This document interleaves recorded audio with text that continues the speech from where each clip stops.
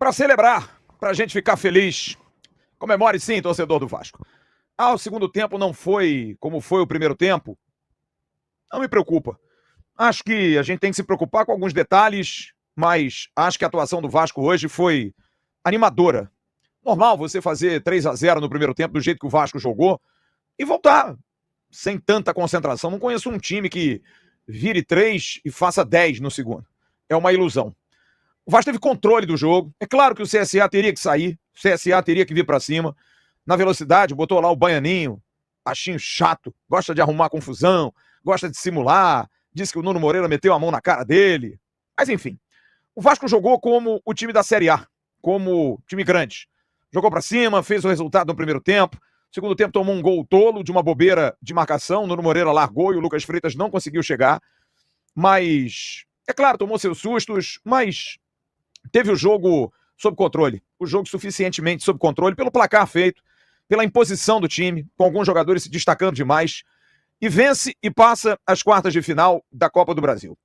Mas eu acho que muito mais do que falar da atuação, que foi muito boa, a gente comentou muito no intervalo, eu e o Jean, classifiquei a atuação do Vasco no primeiro tempo, uma atuação nota 10, com muito destaque, muita movimentação, cumprindo exatamente aquilo que a gente vem falando nos últimos jogos do Vasco. O Vasco tem jogado bem, mas não tem conseguido ter sorte, como foi no jogo do Mirassol, competência por conta de erros individuais tolos, competência quando perde muitos gols, e conseguiu fazer isso no primeiro tempo. Jogou um futebol, porque em Maceió o Vasco se impôs como se impôs hoje. Jogou para cima do CSA, mas não conseguiu.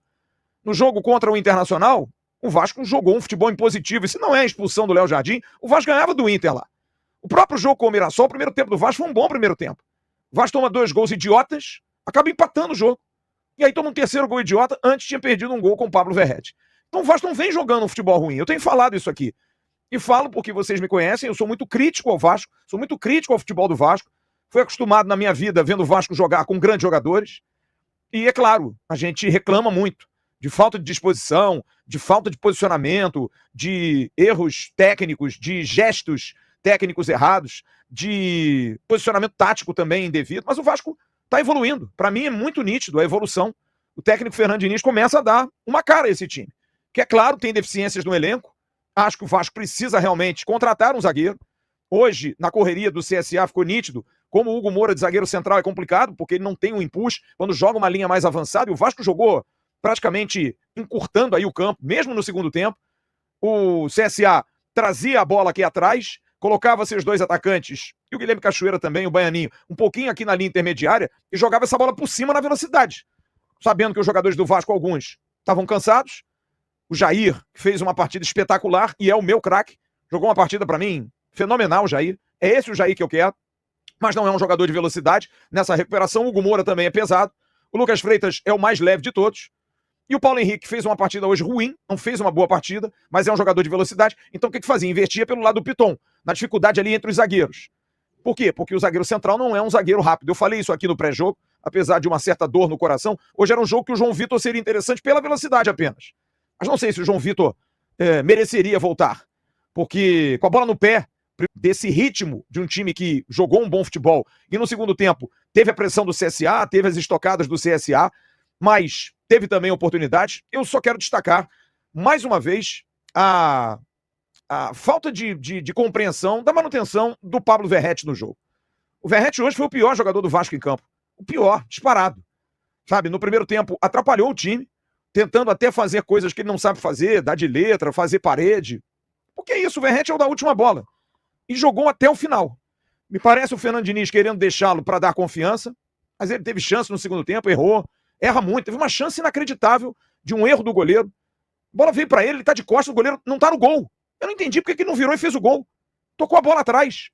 Parece que tá preocupado em dizer que sabe tocar uma bola, sabe fazer um passe, sabe fazer gol, Verrete. Você tem que fazer gol. Então atrapalhou demais. E acho que foi um erro do Fernando Diniz não tê-lo tirado do jogo. Dar uma oportunidade a outro jogador, sei lá, botar o Ryan por dentro, fazer alguma coisa melhor, porque você via o Garré quando entrou até bem no jogo, tentando pifar. Vai pifar quem? Ele pifou uma bola pro Verrete. O Verrete não conseguiu fazer o gol. Porque o Verrete não é esse jogador. Com um time de toque, o Jean falou isso outro dia, é uma grande realidade. Esse estilo do Diniz de jogo descortina a incapacidade técnica do Verrete. É ruim pro Verrete o Vasco jogar bonito e bem, leve. O Verratti é o jogo da porrada, é o jogo da pressão, é o jogo do bota na área. É o jogo do final, que o Puma Rodrigues dominava e pimba, cruzava. Porque também os laterais do Vasco, benza-me Deus, né? O Paulo Henrique não acerta um cruzamento, gente. É inacreditável. Meteu umas 3 por trás do gol, domina a bola, tá sozinho, espera o marcador chegar. Parece que tem esse tesão, sabe, de estar grudado no outro, tem que fazer tudo amarradinho. Tá livre, faz o cruzamento.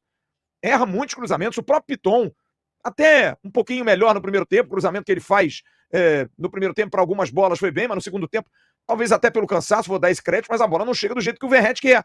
Só que o Vasco não tá jogando assim.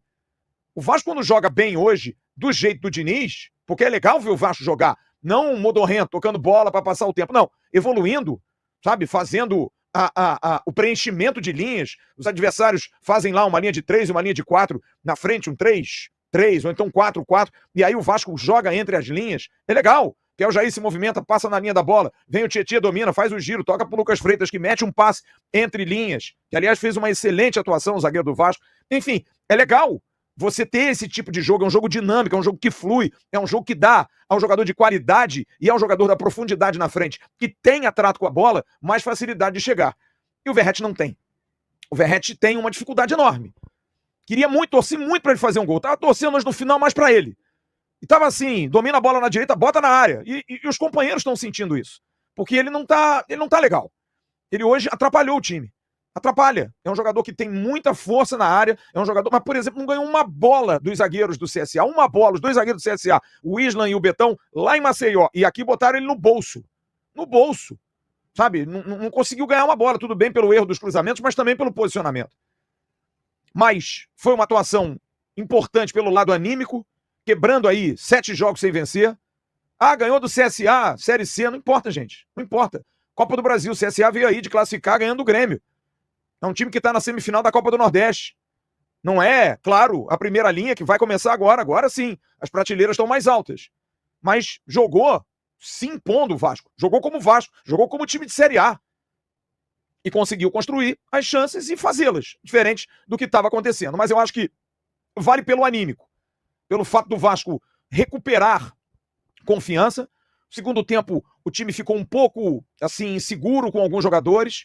Mas bola bate no pé do Jair, a segurança volta, sabe? Consegue melhorar. O Hugo Moura também fez uma boa partida, apesar dessa condição de zagueiro dele me preocupar, ele ser o último homem, porque ele não é um jogador de velocidade. O Lucas Piton fez uma partida muito boa hoje na construção, esteve no jogo, afim, dando porrada, brigando lá com o Baianinho, muito bem no jogo.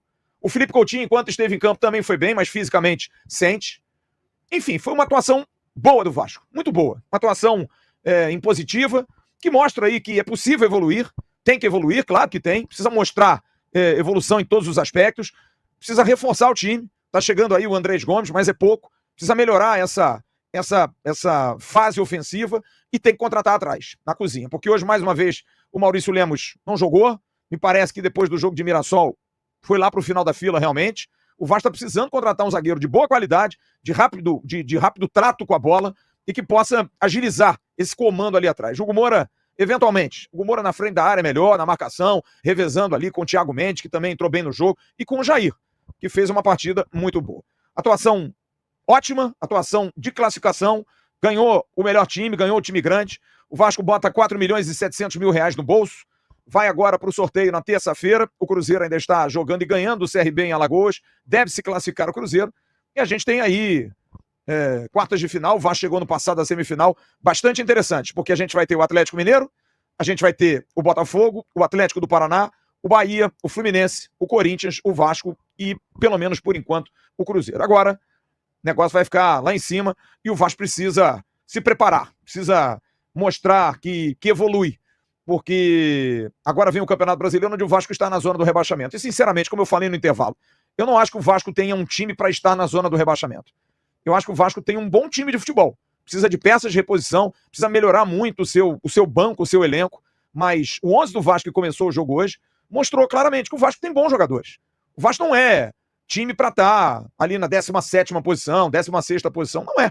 Não é mesmo. Não é mesmo. Oscila como todos oscilam. Outro dia o Cruzeiro, que ganhou recentemente aí, tá na liderança, perdeu pro Ceará. O Ceará, que jogou com o Flamengo domingo lá no Ceará e bateu de frente e por pouco não ganhou o jogo. Então o futebol tá muito igual. futebol tá muito igual. O Mirassol que nos venceu, que tá lá em cima na classificação, hoje estaria classificado para uma pré-Libertadores. Então o futebol tá muito igual. E o Vasco tem bons jogadores. Tem bons jogadores, tem um bom treinador. Eu acho que o torcedor precisa acreditar mais, apoiar mais. Eu fico vendo no chat aqui a galera fora de Diniz. Espera aí, gente. Para, né?